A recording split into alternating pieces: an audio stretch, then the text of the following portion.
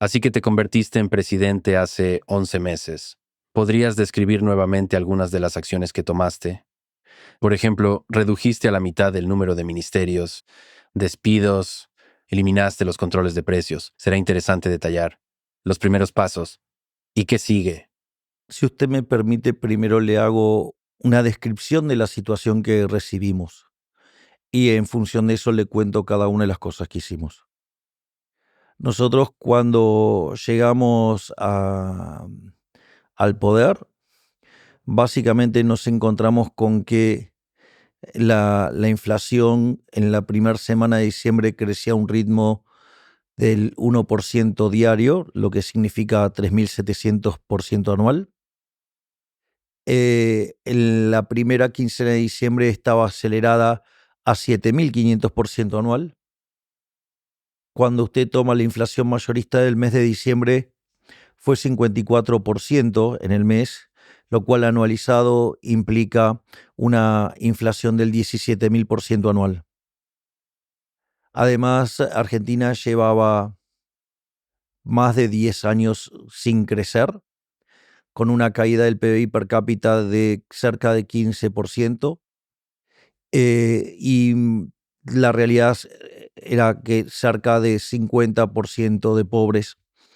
Ahora después vamos a hacer esa discusión, digamos, más profundamente, pero y la realidad es que nosotros teníamos un déficit fiscal de 15 puntos del PBI, 5 puntos estaban en el Tesoro, 10 puntos estaban en el Banco Central, que era emisión monetaria endógena, y la realidad es que además teníamos pasivos remunerados en el Banco Central por el equivalente a 4 bases monetarias venciendo a un día, es decir, que podríamos haber quintuplicado la cantidad de dinero en un día. Teníamos vencimientos de deuda en pesos por el equivalente a 90.000 millones de dólares. El Banco Central tenía reservas internacionales netas negativas en 12.000 millones de dólares. Teníamos deudas comerciales en el Banco Central por el equivalente a 50.000 millones de dólares. Había dividendos de compañías pisados por 10.000 millones de dólares. Por lo tanto, si nosotros abríamos instantáneamente, que es lo que yo digo, nosotros somos liberales libertarios, no somos liberales libertarados, que era lo que sugerían algunos liberales anarquistas, o sea, que básicamente abriéramos todo el primer día. En ese contexto, digo, claramente si lo hubiéramos hecho hubiéramos tenido una hiperinflación. Por lo tanto, eso hubiera llevado a la cantidad de pobres en torno al 95% y probablemente ya, digamos, en diciembre el Partido Peronista hubiera organizado saqueos de supermercados y distinto tipo de acciones y seguramente hubiéramos sido destituidos y para inicio del año ya hubieran vuelto los peronistas al poder. Por lo tanto, para nosotros era crucial terminar con el déficit fiscal. Una de las cosas que habíamos prometido en campaña era la reducción de ministerios y efectivamente redujimos a menos de la mitad la cantidad de ministerios porque nos fuimos a 9 ministerios, hoy tenemos 8. Al mismo tiempo echamos empleados públicos, hoy estamos cerca de los 50.000 empleados públicos que hemos echado. Prácticamente no renovamos ningún contrato, salvo que sean de estricta necesidad. Al mismo tiempo, eliminamos la obra pública, eliminamos las transferencias discrecionales a provincia, licuamos los salarios del sector público. Además, fuimos eliminando subsidios económicos, recomponiendo el precio de las tarifas y, y, y en eso, digamos, nosotros alcanzamos el equilibrio fiscal en el Tesoro. Esto es muy importante porque en los últimos 123 años Argentina tuvo déficit durante 113 y en los 10 que no tuvo déficit es porque no pagaba la deuda, o sea, con lo cual eso era absolutamente mentira. A nosotros nos dijeron que era imposible lograrlo porque nosotros dijimos que lo íbamos a lograr en el primer año y básicamente decían que no se podía ajustar más que un punto y nosotros alcanzamos el equilibrio fiscal en el mes de enero, o sea, en el primer mes de gestión. Al mismo tiempo, también cortamos planes sociales vinculados a la intermediación. Esto es muy importante porque nosotros sabíamos que íbamos a hacer un ajuste muy duro y sabíamos que eso iba a implicar un costo en términos sociales y que teníamos que dar contención durante el primer mes de la gestión, durante el primer trimestre y segundo trimestre de la gestión. Y una de las cosas que hicimos fue eliminar lo que se llaman los gerentes de la pobreza, es decir, los intermediarios. Básicamente las personas tienen una tarjeta donde reciben la asistencia, pero sucede que tenían que dar una contraprestación y esa contraprestación era verificada por un grupo que son los piqueteros. Entonces, en ese contexto, cuando iban a firmar la contraprestación, le quitaban la mitad del dinero. Por lo tanto, al sacar esa contraprestación, dejaron de extorsionarlos, dejaron de robarle el dinero y con la misma cantidad de dinero recibieron el doble de recursos. Y obviamente que también hicimos un refuerzo adicional. Entonces, eso, digamos, lo que tiene que ver con los 5 puntos de ajuste en el Tesoro. Ahora, ¿qué es lo que sucede? En la medida que empezamos a tener equilibrio fiscal y que no necesitábamos emitir dinero para financiarnos y que además íbamos cumpliendo con los pagos de intereses y con algunos pagos de capital, una de las cosas que pasó es que se empezó a recrear el mercado de deuda. Y eso nos permitió ir sacando deuda del Banco Central y transferirla a Tesoro, que es donde debería haber estado siempre, y eso nos permitió hacer un ajuste por el equivalente de 10 puntos del PBI, y algo que decían que todo el mundo era imposible y que nadie decía cómo se iba a arreglar, nosotros básicamente lo que hicimos es un ajuste fiscal en el Banco Central por el equivalente de 10 puntos del PBI. Entonces, si usted me pregunta, claramente que nosotros hemos hecho no solo el ajuste fiscal más grande de la historia de la humanidad, porque hicimos un ajuste fiscal de 15 puntos del PBI, sino que además gran parte de eso volvió a la gente, digamos, como menos señoriaje, como menos impuesto inflacionario. Es cierto que transitoriamente subimos el impuesto país, pero lo bajamos en septiembre y ahora en diciembre lo vamos a eliminar. Hoy, por ejemplo, también anunciamos que en diciembre eliminamos los impuestos a las importaciones. Es más, en ese sentido, digamos, usted lo que tiene es que le devolvimos a la gente 13 puntos y medio del PBI, porque la verdadera presión fiscal es el tamaño del Estado. Entonces, mientras que en diciembre discutíamos la hiperinflación, hoy estamos discutiendo de créditos a 30 años. Es decir, todos esos recursos que se llevaba el Estado Nacional hoy han vuelto al sector privado y eso es lo que ha permitido que sea fuertemente dinámico. Y esto tiene dos impactos muy fuertes. El primero es que si usted toma la inflación mayorista del 54%, cayó al 2%, es decir, bajó 27 veces. O sea, se dividió por 27. Es decir, eso quiere decir que pasamos de una inflación que viajaba al 17.000 anual a algo parecido al 28% anual. Pero no solo eso. Usted puede tomar la inflación consumidor. El último dato de inflación al consumidor fue del 2,7%. Ahora sucede que nosotros, por una cuestión vinculada al balance del Banco Central y los stocks de deuda, nosotros todavía tenemos controles que todos los días vamos eliminando restricciones, pero esto es interesante porque entonces nosotros tenemos una pauta de evaluación mensual del 2% y después usted tiene la inflación internacional. Eso significa que entonces usted a la inflación que observa en consumidor le tiene que restar 2,5 puntos. Eso significa que la inflación en Argentina, la verdadera inflación, no la inducida, sino la verdadera inflación, que es la inflación monetaria, es del 0,2% mensual. 0,2% mensual es el 2,4% anual. Es decir, de estar discutiendo si la inflación podía llegar al 17.000%, hoy estamos llevando la inflación hacia adelante a niveles del 2,5% anual. Y eso es increíble. Y eso, mire, lo hicimos con varias cuestiones. La primera es, no pasamos por una hiperinflación previa que facilita, digamos, hacer un programa de estabilización, porque cuando usted termina de licuar los activos monetarios, la consecuencia es que después se recompone fácilmente esa demanda y usted puede estabilizar muy rápido.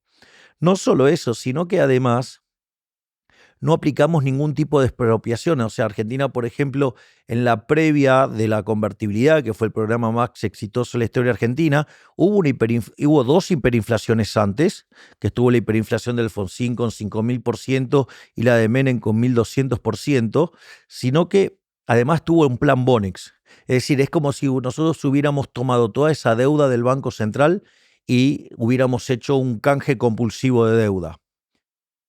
O sea que con lo cual nosotros limpiamos el balance del Banco Central, limpiamos una pérdida de 45.000 millones de dólares, todo de manera voluntaria.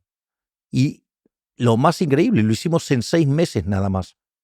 Al mismo tiempo, nosotros no hemos controlado precios, no hemos fijado el tipo de cambio.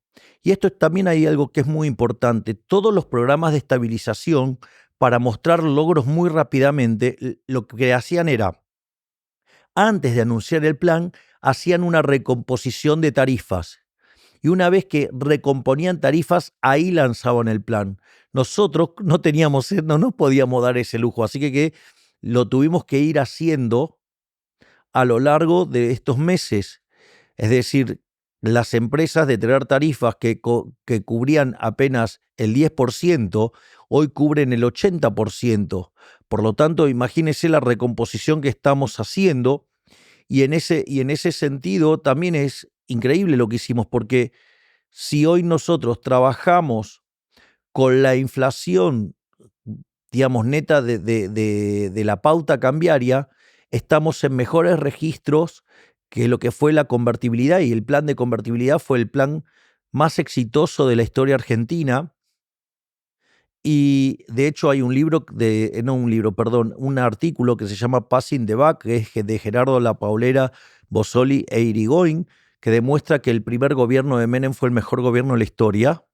Y básicamente se sostienen dos cosas: en el éxito de la estabilización del programa de convertibilidad y en lo que fueron las reformas estructurales. Entonces, si usted se fija, cuando usted corrige por todos estos elementos, nuestro proceso de desinflación es muchísimo más genuino, es muchísimo más profundo. Le devolvimos libertades a los argentinos, pero al mismo tiempo hicimos una reforma estructural 8 veces más grande, y solo lo hicimos con el 15% de los diputados, el 10% de los senadores y en los primeros 6 meses de gobierno. Es decir, y nuestra agenda de desregulación continúa todos los días, y tenemos todavía pendiente 3.200 reformas estructurales, que eso es lo que va a hacer es que Argentina sea el país más libre del mundo. Es más, para tener un orden de magnitudes, las reformas que ya tenemos hechas con el DNU 7023 y con la ley bases, implica que hemos saltado 90 puestos en términos de libertad económica. Es decir, que hoy Argentina tiene instituciones que son parecidas a la de Alemania, Francia, Italia, y que obviamente nosotros queremos continuar, y ya, digamos, obviamente que vamos a pasar los niveles de libertad económica que alcanzó, digamos, Irlanda en su mejor momento, y vamos a pasar los niveles de libertad económica de Australia, de Nueva Zelanda y de Suiza. Vamos a ser, sin lugar a dudas, el país más libre del mundo. Y eso implica que con lo que hemos hecho hoy estamos en un sendero que podemos duplicar o multiplicar por 2 veces y media nuestro PBI per cápita, digamos, cuando uno lo corrige por PPP. Y esto es muy interesante, porque esto implica un incremento de bienestar enorme. Además, hoy la economía argentina ya se está recuperando fuertemente. Hoy, digamos, las hipótesis de los analistas estaban sosteniendo que el año que viene estaríamos creciendo entre el 5 y el 6%. Hoy JP Morgan corrigió las proyecciones al alza y las llevó al 8,5%. No solo eso, sino que además Cuando nosotros hicimos el sinceramiento de precios, la pobreza salió la verdadera pobreza y era del 57% en enero. Hoy está en el 46%, es decir, bajamos 11 puntos porcentuales la pobreza. Digamos, o sea, parece verdaderamente un milagro. No solo eso, sino que no se perdieron puestos de trabajo. Todo este proceso de desinflación, todos decían que íbamos a tener un hundimiento de la actividad económica. Cuando usted toma el estimador mensual de la actividad económica, que es una proxy del PBI, pero de frecuencia mensual, y lo toma desestacionalizado, en agosto se recuperaron los niveles de diciembre. Es decir, que en el año que hicimos el ajuste fiscal más grande de la historia de la humanidad, vamos a terminar con menos inflación, vamos a terminar con menos pobres, con mejores salarios reales y además con un PBI más alto que el que teníamos de inicio. Y si lo mira en dólares, le puedo asegurar que los números son fenomenales, porque básicamente el dólar hoy está por debajo de los niveles que nosotros teníamos cuando asumimos. Entonces, la realidad es que, y todo esto, cuando usted toma mis niveles de popularidad y los niveles de aceptación del gobierno, hoy están por encima del momento en que asumimos. Si usted sabe que el momento de máxima popularidad es cuando asume. Por lo tanto, esto significa que lejos de quedarnos tranquilos con esto, vamos a ir por más reformas. Vamos a profundizar las reformas y le digo, no vamos a parar hasta que Argentina sea el país más libre del mundo. Es más, hay un trabajo que hizo recientemente un economista argentino que se llama Juan Pablo Nicolini, los presentó en las jornadas monetarias del Banco Central y él trabaja en la Reserva Federal y es interesante porque muestra que con solo lo que hemos hecho en materia fiscal, eso nos asegura que en el lapso de 10 años podemos duplicar el PBI per cápita. Es decir, que Argentina podría crecer a tasas del 7% anual, lo cual es muchísimo, muchísimo. Y eso tiene fuertes consecuencias en términos de mejora de la calidad de vida, en caída de la pobreza, en caída de la indigencia. Por lo tanto, si en el peor momento no nos cayó la imagen y nos mantuvimos fuertes en nuestras ideas, digo, ahora que todo funciona muchísimo mejor, ¿por qué vamos a ceder? Todo lo contrario, estamos dispuestos a redoblar la apuesta, a redoblar los esfuerzos, porque además hemos hecho cosas que no hizo nadie. Por ejemplo, hay algo que parece una cuestión trivial, pero hay lo que se llama la boleta única a papel. La Argentina votaba con unas boletas enormes, que eran sobre todas las cosas era muy costoso. Y esa reforma, digamos, no se hacía porque eso perjudicaba siempre al oficialismo. Entonces todos hablaban de ir a la boleta única de papel, pero nadie lo hacía porque cuando estaban en el poder no les convenía aplicarlo, porque les convenía hacer fraude o hacer algún tipo de artimaña para no aplicar esa regla que hace que sea más competitiva la elección. Bueno, ¿qué es lo interesante? Nosotros enviamos esa ley y la aprobamos. Es más, ahora estamos terminando con las PASO, que son las primarias abiertas, simultáneas obligatorias, porque era un mecanismo por el cual también la política robaba. Estamos eliminando el financiamiento de los partidos políticos. Es decir, si entonces usted se fija, le quitamos 15 puntos de presión fiscal a los argentinos. Le estamos devolviendo libertades con una profunda agenda de reformas estructurales y de regulación. Es decir, yo creo que cualquier liberal sano podría percibir que, digamos, hostia, estamos haciendo un gobierno maravilloso. De hecho, es el mejor gobierno de la historia argentina, porque si el mejor había sido el de Menem ya le sacamos varios cuerpos. Quizás puedas explicarme las métricas de pobreza y el desempleo, como dijiste. El desempleo bajó, el desempleo real bajó, la pobreza real bajó. Pero dejando eso de lado, ¿cuáles han sido los impactos más dolorosos de estas reformas radicales? ¿Y cuántas de ellas son necesarias a corto plazo para tener un gran impacto positivo a largo plazo? Vamos por parte, que es, nosotros en rigor empezamos a hacer bien las cosas, por lo tanto nosotros no generamos pobreza. La pobreza era una pobreza heredada El tema es que lo que nosotros hicimos fue sincerarla. Yo se lo voy a tratar de contar con un ejemplo que creo que clarifica qué es lo que pasa. Argentina era una economía que tenía controles de precios, tenía déficit fiscal, lo financiaba con emisión monetaria. Para que se dé una idea, en el último año, Argentina financió 13 puntos del PBI con emisión monetaria. Es decir, un verdadero desastre. Entonces, eso genera una estimulación artificial de la demanda y que pone presión sobre los precios. Hay un tema que es que el control de precios se aplica además sobre los precios que ingresan en el índice de precios, con lo cual la inflación estaba, yo no digo que la mentían, estaba desfigurada. Y como Argentina mide la pobreza y la indigencia por línea de ingresos, entonces, ¿qué es lo que pasa? Eso lo que hacía era distorsionar los verdaderos niveles de pobreza.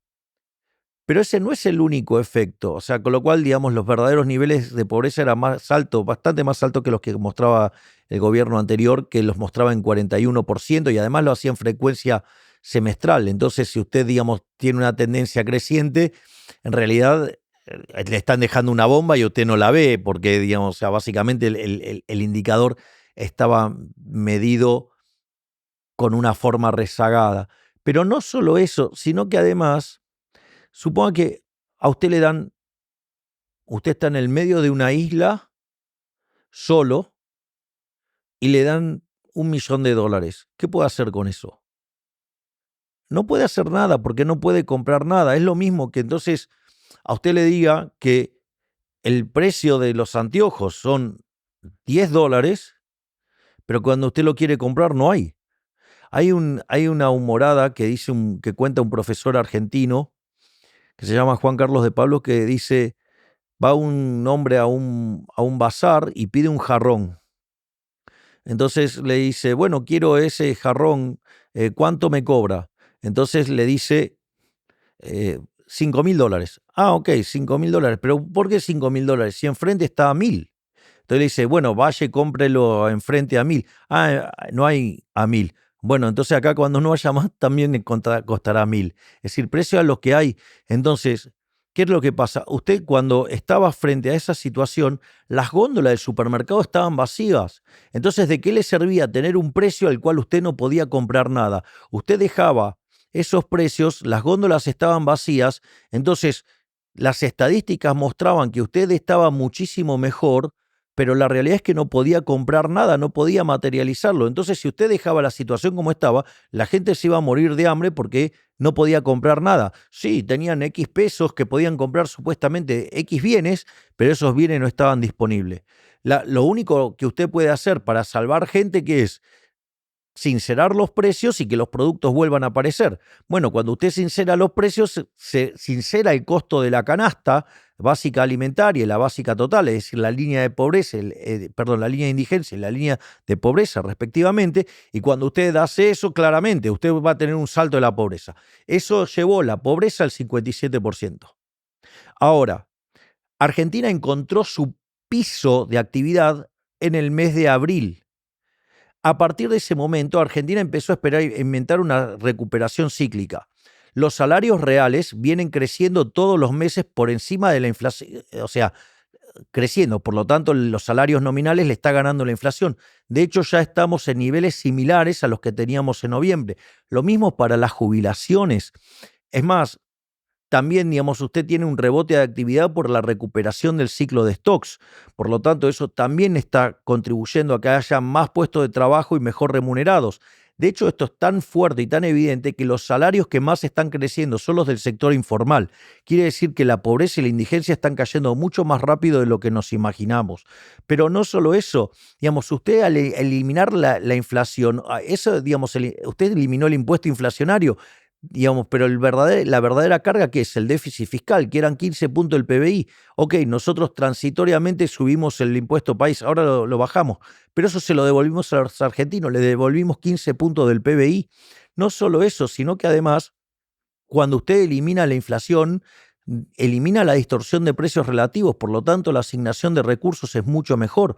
No solo eso, sino que además con el fuerte ajuste fiscal que hicimos, hemos bajado el riesgo país de 3.000 puntos básicos a 770. Hoy a Argentina, digamos, Fitch le elevó la categoría a triple C. Entonces, ¿qué es lo que quiero decir? Eso se traduce en un menor riesgo país, se traduce en menores tasas de interés y eso genera un aumento de la inversión y genera un aumento del consumo también. Es decir, que la economía argentina en este momento está en un momento absolutamente floreciente. ¿Y eso cómo se sostiene a largo plazo? Con reformas estructurales, que es lo que hacemos día a día, desregulando la economía y enviando nuevas leyes que liberan a los argentinos de la cantidad de trabas y regulaciones opresoras que la han castigado en los últimos 100 años.